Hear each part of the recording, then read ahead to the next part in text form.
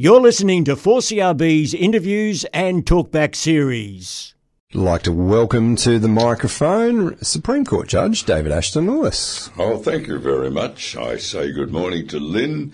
Good morning to my son Somerset, who's busily eating a big breakfast that I cooked for him, and to all the other people who listen and like the station. I say good morning to you.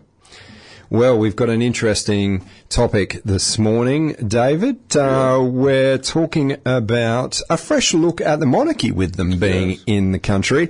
We've had a few comments being made in Parliament, and Lydia has donned, well, I don't know how to describe it. I might let you describe it, David. Well, Lydia has behaved rudely, sadly, unparliamentary, and in a way that is best forgotten. Some commentary have stated she just needs to decide whether she's an activist or whether she's a parliamentarian. Well, one of the interesting things she said, I heard her this morning, she said, I swore to the Queen's hairs, not her heirs, which is H-E-I-R-S. Well, if she swore to the Queen's hairs, she shouldn't be in the Parliament. Is it, because the Constitution sets out she didn't take the oath of office, so she should be removed. Let's pull it back to the topic. A fresh look at the monarchy, David. Well, what a great... I would think if we took a survey now, I'm sad you Republicans, you would lose, because I felt that, well, there's never been a reigning king has ever visited Australia. In the 1880s, the man who became King George VI in 1911, he, as the Duke of York, represented Queen Victoria, and he came. But there's never been a reigning king, because we've been flooded. As nice as she was, I was 2 or 3 when she came onto the throne, and she died 2 years ago. Queen Elizabeth did a perfect job. So I think King Charles, but particularly his wife, Camilla Parker Bowles, or I've forgotten what her maiden name was. She's 2 years older than Charles, but I think they represented themselves and the institution of the monarchy well, and you saw it in the popularity that they experienced. So I was happy to see that. Let's dispel a few myths. Do we pay anything to England or the monarchy to have them as our sovereign? No, we only pay for them when they are here in the Commonwealth of Australia, and we should. We pay nothing for their maintenance in England, because they in England are the King and Queen of England. And the 1986 Australia Act said, no, the King and Queen of England are not the King or Queen of Australia. And so Elizabeth II and now Charles III and his wife are the monarchs of Australia. So quite rightly, we pay for them. I'm sad that they couldn't get across to New Zealand, because I think that Canada, Australia and New Zealand, and I don't mean to be discourteous to the Solomon Islands or Papua New Guinea, because Charles is the King of Papua New Guinea, the King of the Solomon Islands, the King of Bermuda, the King of the Bahamas, plus another. But I'll focus on our country. Charles Windsor is the King of Australia. And when I hear people say, we want to have an Australian head of state, my answer is we do. We have an Australian head of government called the Prime Minister, in this case, Anthony Albanese. He answers to no one other than the electorate, and he has to obey the law. And we have an Australian Governor-General. Now, while he represents Charles, King of Australia, when he's not in Australia, he's an Australian, and he represents. And in other words, also, when the Australian Governor-General makes a decision, Charles can't go against it. He has to agree with it. So we have an Australian head of state, and the perfect thing was seeing when Whitlam was sacked. Everyone wrote to the Queen asking that Sir John Kerr's decision be withdrawn. And Her Majesty quite rightly said, I can't. It's up to the Australian head of state, Sir John Kerr, to withdraw it. Now, John Kerr didn't. And at the end of the So day, what- it still what- came down to a decision of the Australian people It as to they did. wanted Labor back or whether they wanted a What different the government. problem is, and you and I have talked about this many times, we are not being educated in schools about it. And look, when I heard Lydia Thorpe say, I'm not going to be directed or told what to do by Charles. Well, I felt like saying, Lydia, he can't and he doesn't tell you what to do. He has no power. And neither does the Governor-General. We live under what is known as a constitutional democracy. The only person who can tell you what to do is the head of government, which is the Prime Minister, because they make the laws. So here is a woman who is a senator representing the state of Victoria and wholly ignorant. Now, I don't want to pick on her because I would say that 90% of Australian politicians in the federal government and in the state governments haven't got a clue about the form of government that they are operating under. And whose shame is that? Our shame. It is our shame, absolutely, our education. Look, and as we saw in COVID, David, the premiers have a great deal of power in each individual state, and that is a difference in most cases. So you think to yourself, the Prime Minister of Australia, yeah, okay, he's looking after the country, that's great. Yes. But in times of crisis, we fall back, and as we saw, each individual state handled that medical crisis differently. But we could have said to Daniel Andrews, you're not doing half of what you want to do, so stop. And we could have said to Anastasia Palaszczuk, no, you're not going to treat the border the way you have. We let them do it. But again... We as in the people? Yep, we as in the people. And they... Look, I can say Palaszczuk, I can say Andrews breached fundamental human rights which reside in the Australian people. And to think that Daniel Andrews was given the second highest order of Australian honour, he simply was not worthy. And I saw a very good article by former Treasurer Peter Costello ripping into him for the breach of human rights and what he did. And when I read it, I thought, well, Mr. Costello, you're right. But again, here's the problem. Australians are ignorant of what their rights are. They'll yell and scream about things that we have no right to, but they don't know what their real rights are. And again, the monarchy question. You know, the only people who can decide whether we have King Charles as a figurehead head of state is the Australian people in a constitutional arrangement, in a referendum. Yes. And I think, if I've read anything correctly, if we had a referendum now, the monarchy would be voted in safely. I saw a young Middle Eastern boy who had met King Charles and shaken his hand, and he said, I was so honoured to think that I met the King of Australia.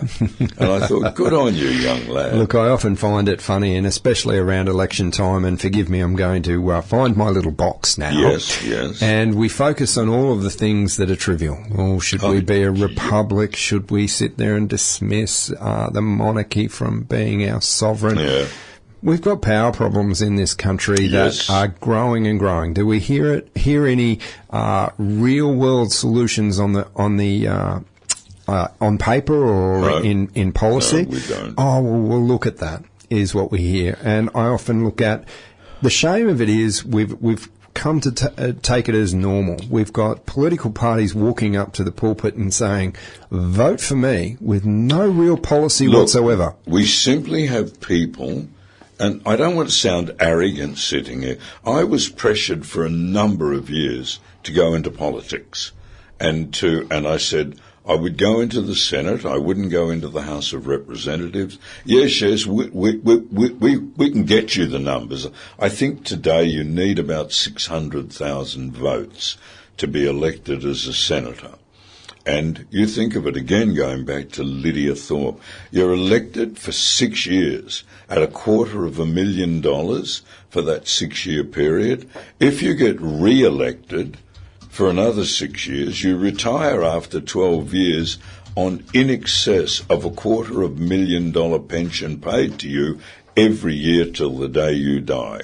Now, what our problem is, that we let people, I think if you ask anyone, I know when I do, are you happy with both the Labor Party and the Liberal Party governing Australia? And everyone will say, oh, look, they're ratbags, they're this. I heard a statement that, look, I'm in the Senate and I'm so sick of it because all we hear is Pauline Hanson and Lydia Thorpe arguing. Well, there should be powers in the President of the Senate to say, right, you've had enough and you cannot speak for another week or fortnight. But what we've got is people in these institutions who know very little about, one, how they came about, two, what their function is. So we have a brand of politicians at the moment that in no way matches Sir Robert Menzies, because he was a King's Counsel and he knew constitutional, no way matches Abraham Lincoln, no way matches Winston Churchill. And I think it's time to get back. Now, all of those men were flawed. I'm not saying they were perfect. I think everybody's flawed in some way. But we need to get back to a real understanding of those who get elected. See, this, I remember I've said a couple of times, I was on a speaking forum with Jacinta Price. She was amazing. Absolute. She was a lawyer. She was half-race Aboriginal. She cared deeply for Indigenous Australians, like Warren Mundine does. But we now listen to the ravings of a woman who knows nothing about Parliament, called Lydia Thorpe. And if she knows it, I challenge her now to come to this station and speak with us about her knowledge of the separation of powers and the constitutional parliamentary government. Because Peter Dutton knows nothing about it.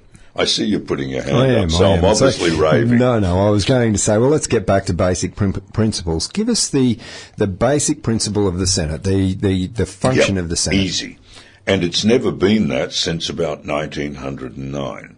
We have a People's House. That is the House of Representatives. They represent individual constituencies called seats. Like Karen Andrews represents just the people. McPherson. Sure. And that's what she does. She doesn't represent the Commonwealth of Australia. She represents McPherson. And whoever has the majority, then they represent, through the Prime Minister and the Cabinet, the Commonwealth of Australia. And one of the good things, but difficulties, in parliamentary democracy is probably about half now are represented by Anthony Albanese and can't stand the Labor Party or him. Well, I say to them, be quiet, because they hold the majority and they represent us. Now, that's the House of Representatives. The Senate is the state's house. The Senate represents Queensland, New South Wales, etc. That should not be a party political house, which it has become, which is disgraceful. It should be really a house of independence. Now, we have 12 senators representing a state. Now, naturally, those people, those 12, are going to be either more Labor or more Liberal. So that's fine. They can be that. We're a democracy. But their primary responsibility, whether you're Labor or Liberal, I represent Queensland. Sure. And it's interesting, and we can boil it down to this. If we think, if you're representing your area, you've been voted in and McPherson has decided that you're going to represent us in government. Yes. Isn't it, as an idea or as a law or as something that you want voted on comes to you for you to look at, you're looking at it from the point of view, is this good for the people of my electorate? Yes. Is this good for the country? Yes. And it shouldn't be Labor or Liberal And orientated. it shouldn't. And here's the problem, because of the vice grip of party politics. Because Karen Andrews would have very little freedom if she said, and let's say we had Peter Dutton as Prime Minister or whatever, I think this policy does not represent the people of Macpherson well. She has no choice. Well, she does, but she can vote against it and be a pariah. Yes. And this is the awfulness of party politics exceeding what it should do. Now, but again, here's the awful, that which is the poison is also the pudding. Because you imagine if we had one-party states, Karen Andrews would be told you either represent it or you're out. Or even take it to the extreme. Yes. Everybody's an independent. There's going to be a lot of negotiation, wouldn't there? Well, and that's the good thing in politics. So I'm sitting in the House of Representatives representing a constituency as an independent. Well, if it comes down to my vote to decide, the parties like Liberal, National, Labor will come and offer me things. And we saw this with when Julia Gillard, was it Julia Gillard? We had those two independents that I detested because they made out we really care for the country. No, they didn't. They were pro-Labor people who'd had a falling out with Labor. One of them was Tony Windsor, I think, New England seat. Decent man, but I heard him speak. He didn't have the first clue because it depended on he and this other man's vote, whether we went with Gillard or with Tony Abbott. And all they talked about was their seats, their constituents. No one went to them and said, but because you two men control it, you have to think wider now than your seat. You have to think about the Commonwealth of Australia. And this is where we come down to the term even-handed and trying to bear in mind the original preface. But again, you've got all of these other little components that soil that process. So I think that's a good word. The party have decided, well, hang on, my constituents really don't like that. Yeah, and I remember right. in Richmond, they didn't want the train to go from Moranbah, but it was a Liberal seat. The Liberal member abstained from the vote. That's what he did. He didn't cross the floor, but he just decided not to vote, knowing that his electorate really wanted the train to stay. Well, he was voted out the very next election. Well, fair enough. If the electorate really wanted it, his function is to represent the electorate, not his personal views.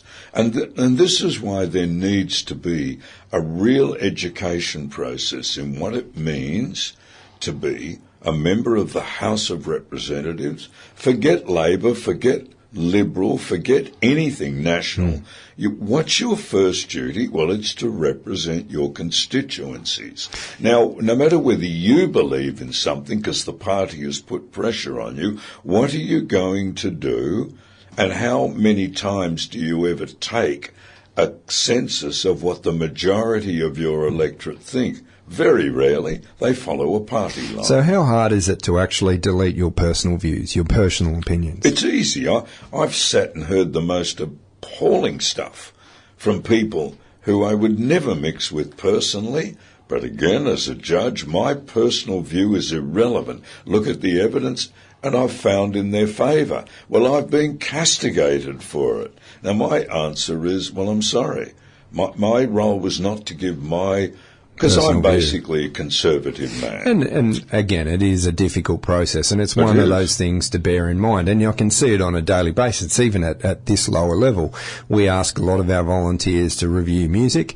The preface here is not whether you like it or not, whether it is 4CRB sound. Good. Often, some weeks later, why did you knock that one on the head? I didn't like it. Hang on a minute, we gave you the original billet. We wanted you to bear in mind, is it 4CRB? Well, that's why there needs to be education of what it means to be a member of a constituency. Your primary job is to find out what the majority of your constituency wants. And if it's against you, bad luck. That's right. Now, if you're a senator, it's to find out, as best you can, what is the view of the state of Queensland or Western Australia. Is it pro this or is it not? And to actually make a decision that benefits Queensland first and Australia second. I remember in my younger years, and I can't remember the name of the person I was speaking to, was saying to him, but my view, since I was elected, is the view of my constituents. Yeah, well, and that's I went, nonsense. ooh, hang on a minute, that's not right at all. My view is just one view. It certainly isn't the view of your constituents. And if you're going to say that, I want you to show me what polling was done in your 500,000 people or 1 million people, and to see that it accords with you. All right, we're going to draw us back. Yes, We moved into parliamentary democracy, and at the end of the day, the topic was a fresh look at the monarchy. So we've got about 4 minutes left, Right. David. Ready, set, go. A fresh look at the monarchy.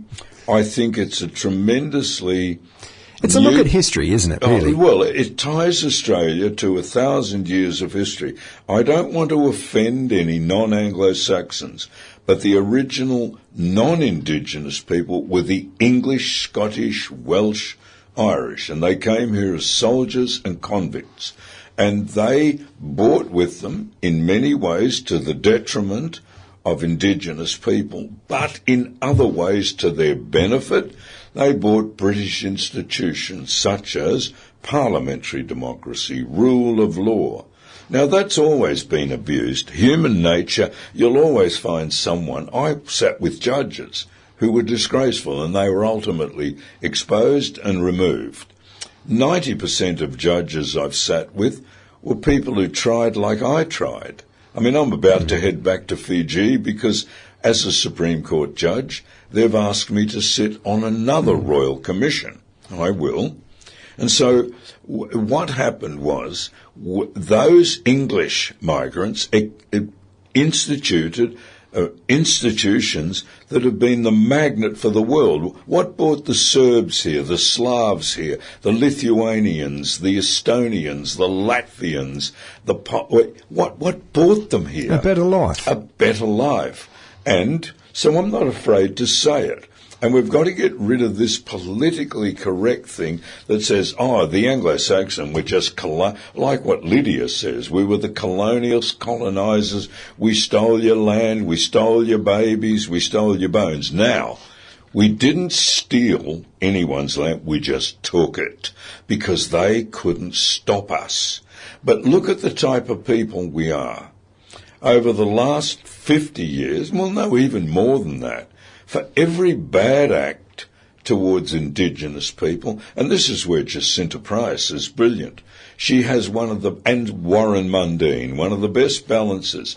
For everything that Indigenous Australians lost, they gained tenfold. Absolutely. And so that doesn't make us perfect. That doesn't make us excellent, that people should bow down. But the fact that we have 159 different cultures here is a testimony to the way, and I say it again, to the English system of government, parliamentary democracy. And when we get people who don't know it or understand it, we get pro-Hamas marches in streets, and Jewish people in this country tremble in fear. And we need to stand up and say to those pro-Palestinian, pro-Hamas, you are welcome, but you go according to our ways, and we pay respect. You can state you support Palestine, but we also need to recognise that we have people in this society who don't agree with your view and support the state of Israel. So behave.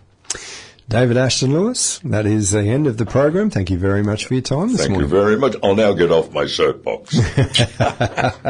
You've been listening to 4CRB's Interviews and Talkback series. Support local online content and become a financial supporter today at 4CRB.com.